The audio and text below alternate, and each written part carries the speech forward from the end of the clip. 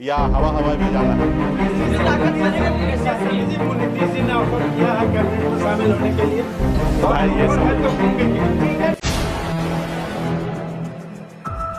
क्या मुकेश सहनी बिहार सरकार में मंत्री बनने जा रहे हैं? ये सवाल पिछले कई घंटों से बिहार की राजनीति में तैर रहा है, टहल रहा है। चर्चा ये है और हमने भी आपको खबर दिखाई कि मुकेश सहनी और बिहार के मुख्यमंत्री नीतीश कुमार के बीच इसको लेकर डील लॉक हो चुकी है। मुकेश सहनी बिहार सरकार में मंत्री बनाए जा सकते हैं और नीतीश कुमार का जो अगला खेल है वो मंत्रिमंडल विस्तार ही है। हालांकि मंत्रिमंडल विस्तार पिछले कई महीनों से अटका पड़ा है, लटका पड़ा है। कांग्रेस और कांग्रेस के प्रदेश अध्यक्ष डॉक्टर अखिलेश सिंह खासकर ये दावा करते रहे, पिछले कई महीनों से ये दावा करते रहे कि उनकी पार्टी के 2 लोगों को और मंत्री बनाया जाएगा। इसके लिए बिहार के मुख्यमंत्री नीतीश कुमार से उनकी बात हो गई है, इसके लिए तेजस्वी यादव से, लालू यादव से उनकी बात हो गई है, लेकिन मंत्रिमंडल विस्तार अटकता रहा, लटकता रहा। और एक बड़ा दिलचस्प मंत्रिमंडल विस्तार भी इस बीच देखने को मिला।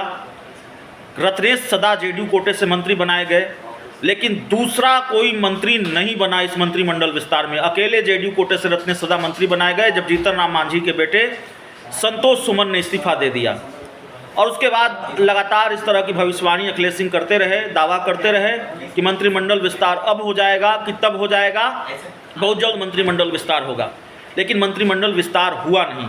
अब ये खबर आ रही है कि मुकेश सहनी को साथ लाने के लिए नीतीश कुमार उन्हें अपनी कैबिनेट में जगह देने जा रहे हैं और बहुत देर नहीं लगेगी मंत्रिमंडल विस्तार में।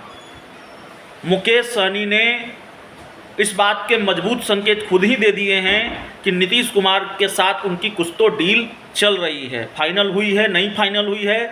लेकिन मुकेश सहनी से जब इस बारे में सवाल पूछा गया कि क्या आप नीतीश कुमार के कैबिनेट में मंत्री बनने जा रहे हैं, इस तरह का ऑफर आपके पास है, मुकेश सहनी सवाल को टाल गए। नीतीश कुमार की खूब तारीफ करते नजर आए। बड़ा लंबा चौड़ा उनका बयान है जिसमें वो बीजेपी को हराने की बात भी कर रहे हैं। दरअसल मुकेश सहनी दर्जन भर से ज़्यादा रैलियां करने जा रहे हैं, आरक्षण को लेकर वो यात्राएं कर रहे हैं। तो बिहार में भी उनकी रैलियां होंगी, सबसे ज़्यादा बिहार में रैली होगी, यूपी में होगी, झारखंड में रैली होगी। इसको लेकर उन्होंने प्रेस कॉन्फ्रेंस बुलाई थी और इस प्रेस कॉन्फ्रेंस में मुकेश सहनी ने क्या कहा है वो हम आपको सुनाते हैं। खासकर मंत्रिमंडल विस्तार को लेकर वो जो कुछ भी कर रहे हैं वो बयान जरूर सुनिए। मुकेश सहनी खुद ही संकेत दे रहे हैं कि आने वाले दिनों में बिहार की सियासत में क्या खेला होने जा रहा है और मुकेश सहनी की ताजपोशी का मुहूर्त आने वाला है। तो 14 रैली है। आप सबसे आग्रह है कि देश में गरीब पिछड़ा का आप लोग हक अधिकार के लिए आवाज़ हमेशा बुलंद करते हैं। अभी जो 14 को रैली होगा उसको ईमानदारी से जनता के बीच में भेजिएगा, क्योंकि आप भी एक अपने आप को जज हैं और आप जज जब हैं अंदर आत्मा से तो उससे डिसाइड कीजिए कि गरीब पिछड़ा का बेटा संघर्ष कर रहा तो आप लोग भी मदद कीजिएगा। क्योंकि बड़े बड़े लोग तो आपने देखा कि आज़ादी के 75 साल बाद पहली बार बिहार में एक मल्ला का बेटा अपना हैसियत बनाया तो आपने देखा कि दुश्मन क्या किया, हमारे विधायक को खरीद लिया, हमको सरकार से बाहर कर दिया जो सरकार हमने बनाया था। तो दुश्मन भी बहुत है। खैर वो अपना काम करे, हम अपना काम करेंगे। रैली के बाद महारैली भी होगी क्या वीआईपी की? नहीं, इसकी आवश्यकता नहीं। गांव-गांव में एक निषाद का बेटा जागरूक हो चुका है, हाथ में गंगा जल लेके अपने बच्चे का भविष्य के लिए संकल्प ले रहा है कि जो हमारा दोस्त होगा उन्हीं के साथ जाएंगे, जो दुश्मन होगा उसको हराने का काम करेंगे। मुकेश सहनी जी, नीतीश कैबिनेट में ऑफर है, आपका हिस्सा हो सकते हैं? देखिए, अभी हमारी पॉलिटिकल पार्टी है, 2024 में निर्णय हम बहुत जल्द ही लेने वाले हैं रैली के बाद। अभी कुछ भी बोलना सही नहीं होगा। अभी हम अपने रैली में लगे हुए हैं। देश की जनता जानना चाह रही है कि मुकेश सहनी जो है वो भारत में रहेंगे कि इंडिया में रहेंगे, पसंद क्या है ये लोग जानना चाहते हैं। देखिए, अभी हम अपने काम में लगे हैं, इसका भी जवाब बहुत जल्दी हम आप लोगों को रैली समाप्त होने के बाद हम आप लोगों को दे देंगे। अभी रैली में हम लोग बिजी हैं, हम अपने पार्टी के सभी लोगों से मिलेंगे, देश का सिचुएशन समझेंगे, देश में गरीब युवा सबके बारे में सोचकर निर्णय लेंगे। जो भी निर्णय लेंगे उसमें बिहार का भी हित होगा, हमारा देश का हित होगा, निषाद समाज का हित होगा। ये सब सोच समझ के लेंगे। अभी तो हम दूसरे काम में लगे हैं, और वो काम पूरा हो जाएगा तो निश्चित तौर पे आपने राम का यहाँ पे राम की तस्वीर लगी हुई है, लेकिन जो बिहार सरकार है वो छुट्टियों में कटौती करती है, हिंदुओं की छुट्टी में, लेकिन जो अदर संप्रदाय के पर्व है उनमें बढ़ोतरी की गई है। खास करके रामनवमी का भी छुट्टी कैंसिल। देखिए, सरकार मौका मिला माननीय मुख्यमंत्री नीतीश जी को, सरकार चला रहे हैं और बिहार के बेहतर के लिए उनको जो उचित लग रहा है वो कर रहे हैं।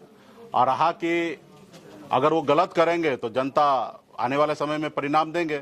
और लगता है कि हमें लगता है कि कुछ छुट्टी को एडजस्ट करके अपने अगर हमारे बच्चे स्कूल अगर पढ़ने के लिए जाएं तो मेरे लिए ज़्यादा अच्छा होगा।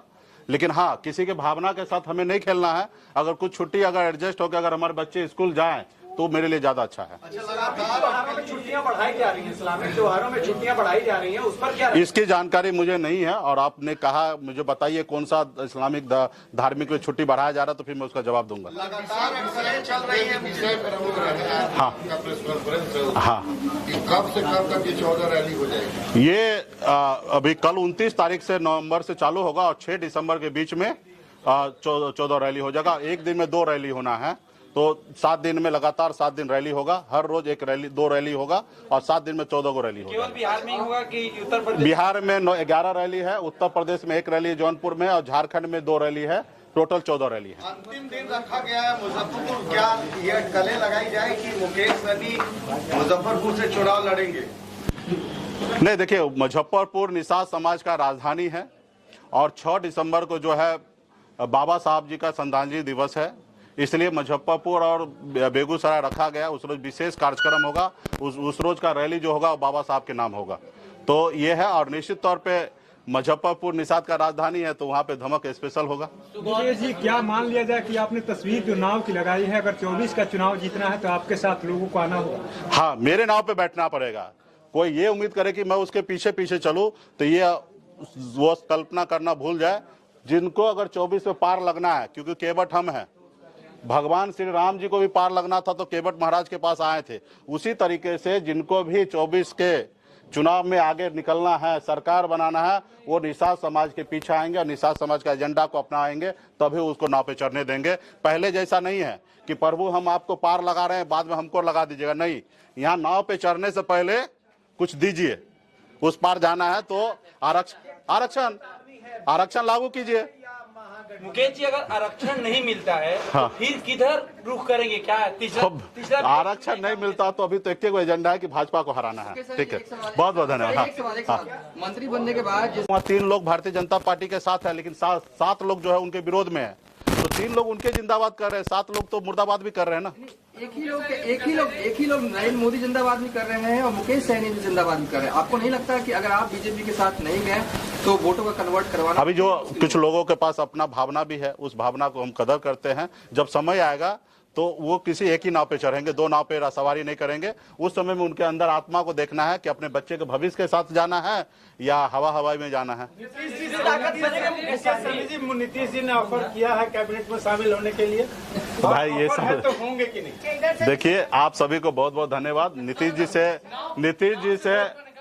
जी से हमारे अच्छे संबंध है और विशेष तौर पे नीतीश जी बिहार के लिए अच्छा काम कर रहे हैं। जैसे भी जाति आधारित गणना होने के बाद 15% आरक्षण बढ़ाएं, इसके लिए मैं तहे दिल से धन्यवाद करता हूं कि SC, ST, OBC का सब आरक्षण जो बढ़ाए हैं इसके लिए मैं धन्यवाद देता हूं। तो जो काम नीतीश जी अच्छा कर रहे हैं उसके लिए उसको धन्यवाद है। अच्छा, आखिरी सवाल।